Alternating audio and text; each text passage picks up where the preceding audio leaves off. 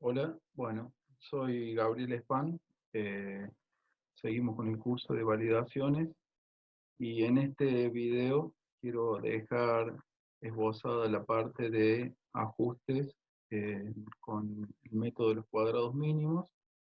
El método de los cuadrados mínimos es ampliamente utilizado en el ámbito de la química y requiere algún tratamiento estadístico o matemático, y con el tiempo se han ido utilizando formas más complejas del método de los cuadrados mínimos, sobre todo en las técnicas instrumentales de emisión, en la cual el ruido no es constante y el método de los cuadrados mínimos ordinario no es aconsejado. Entonces, por eso voy a hablar un poco de los cuadrados mínimos generales, los cuadrados mínimos ponderados, y cuáles son las estrategias de ajuste por mínimos cuadrados ponderados. Bueno, un poco el origen de la palabra de los cuadrados mínimos viene dado por, cuando uno tiene datos y los quiere modelar, necesita justamente un modelo matemático y luego ajustar esos datos a ese modelo. Entonces aquí yo puse tres datos y podrían ser un modelo de una parábola, un polinomio de segundo grado, podría ser un crecimiento exponencial o simplemente un modelo lineal, en el cual una línea recta lo puede representar bastante bien. Vamos a poner el modelo lineal. Entonces, aquí estoy tratando de dibujar una línea recta que represente a esos datos, y el origen de la palabra cuadrados mínimos, o a veces se lo suele decir mínimos cuadrados, tiene que ver con un concepto geométrico de que si uno considera la distancia que hay de, en este caso de la recta que uno ajustó, la distancia esta, que es un error desde el punto experimental hacia la recta, si esa distancia la elevo al cuadrado, o a ese residuo, lo que obtengo es una cosa como una superficie, aquí será este otro cuadrado, es decir, que la distancia o el residuo de mi dato experimental a la función ajustada en el modelo, genera estas superficies que son los cuadrados que uno quiere minimizar. Ese es un poco el origen de los cuadrados mínimos. En química analítica existe alguna función de calibración que relaciona a la concentración con la señal instrumental, y cuando uno obtiene datos, realiza algún ajuste con los parámetros de ese modelo matemático que eligió. Entonces uno tiene los mínimos cuadrados para diferentes tipos de modelos matemáticos, y como les decía, las formas de cálculo han ido cambiando desde hace unos 20 años, que se hacían con calculadoras y empezaron las hojas de cálculo, y en este momento los instrumentos en el laboratorio ya traen incorporado el software de mínimos cuadrados con todas las variantes que son útiles para la técnica que se está utilizando. Así, por ejemplo, en espectroscopia de masas es común que el ajuste por mínimos cuadrados se tenga que ponderar, como dije hace un momento, por ser una técnica de emisión. Entonces, elegir de qué manera se pondera es la parte interesante para el analista. Bueno, entonces, como dije, voy a tratar de hablar de los cuadrados mínimos generales, lineales, en los cuales el modelo tiene una expresión matemática, como la que se ve aquí, En esta expresión se puede decir que una señal es la variable que depende de x, que x podría ser la concentración, y que lo puedo escribir que esa función es función y es función de x y de los parámetros que son necesarios para esa función. Los parámetros desde 1 hasta m. Seguramente que en el modelo lineal m será 2, es decir, se necesitan dos parámetros para definir la recta, que son la ordenada al origen y la pendiente.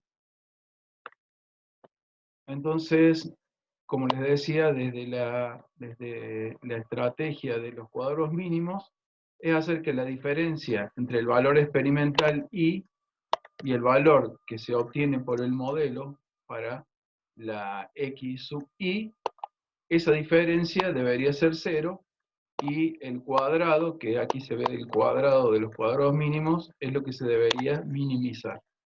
Entonces la sumatoria de todos esos cuadrados debería ser un mínimo. Si la distribución estadística de esa diferencia, de esa resta i sub i menos la que estima el modelo, tiene una distribución de probabilidad, y si esa distribución es la distribución normal, luego uno puede decir que el cociente de i menos el que estima el modelo, dividido la desviación estándar poblacional y elevados al cuadrado, tiene una distribución de chi cuadrado. Aquí la diferencia i sub i menos la que estima el modelo es similar a sigma sub i. Por lo tanto, este cociente tiende a ser 1. Y 1 al cuadrado también va a ser 1. Por lo tanto, la sumatoria va a tender a n, como es en la distribución de chi cuadrado, en la cual la esperanza es igual a los grados de libertad. En general, entonces, uno puede tener un término independiente para un polinomio y una serie de parámetros, que son estos factores A1, A2, A3, hasta AM, para el caso de un polinomio. Acá es interesante, por eso lo dejé señalado, que el primer término es el término independiente y que no tiene al valor de X. Esto después va a impactar en las estrategias para encontrar a todos esos parámetros, porque se crea una matriz de diseño que tiene que ver justamente con los valores que uno elige de X, del diseño experimental, y entonces luego estos que no tienen la X van a terminar en la matriz de diseño siendo reemplazados por el valor 1. Y bueno, como dije recién, se puede escribir esto como una diferencia y se la puede generalizar también a esa X puede ser para un polinomio, como el caso que está arriba, o también puede ser para series de senos y cosenos, como en las series de Fourier, que sean combinaciones lineales de algunos parámetros. Entonces, en esos casos, elegí una expresión más general y que sigue estando dividida por la desviación estándar poblacional. Luego vamos a ver que conocer esa desviación estándar poblacional, eso sería un ideal, es algo que no se puede conocer si no se hacen muchísimas repeticiones. Entonces, en el ajuste por mínimos cuadrados, se buscan estrategias para poder estimar lo mejor que se pueda esta desviación estándar poblacional. Entonces, en este estadístico, al igual que antes, va a tender a ser igual a los grados de libertad, y la estrategia es minimizar este numerador que tienda a 0. Como les decía, para las expresiones de recién, una forma de resolver y conocer los parámetros que están acá, desde A hasta M, ya están puestos como un vector. Fíjense que está con letra minúscula negrita. Estoy poniéndolo en notación de matrices. Entonces, para conocer estos parámetros, el vector A, se necesita utilizar o crear la matriz de diseño A mayúscula, que también va con letra negrita, y que tiene a los valores divididos por sus desviaciones estándares poblacionales. En el sentido vertical va desde 1 hasta n, la cantidad de puntos que se midieron, y en el sentido horizontal las columnas van la cantidad de parámetros que tiene ese modelo. Como les dije varias veces, esta expresión es muy general y bueno, parece un poco rara o desagradable, pero insisto que sigue teniendo en el denominador esa estimación, ese valor de la desviación estándar poblacional.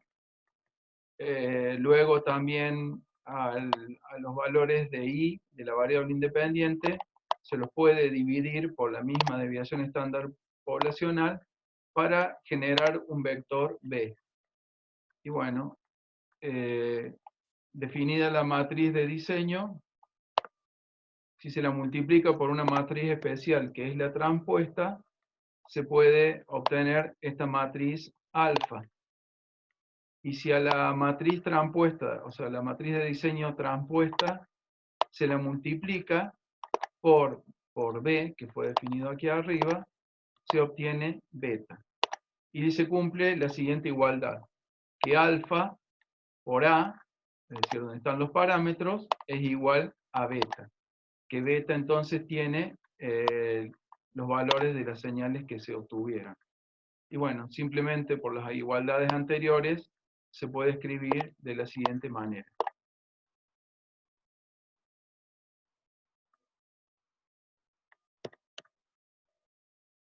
Bueno, entonces, con las expresiones anteriores, que son de álgebra lineal, hay estrategias para conocer esos parámetros. Hay muchas estrategias, algunas son recomendadas.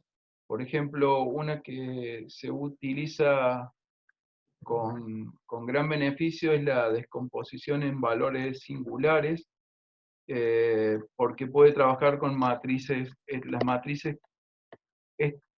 de diseño, cuando se la transpone y se le invierte, suelen tener valores muy pequeños que tienden a cero, y las operaciones ahí tienen errores de cálculo numérico, y entonces esa descomposición en valores singulares es recomendada.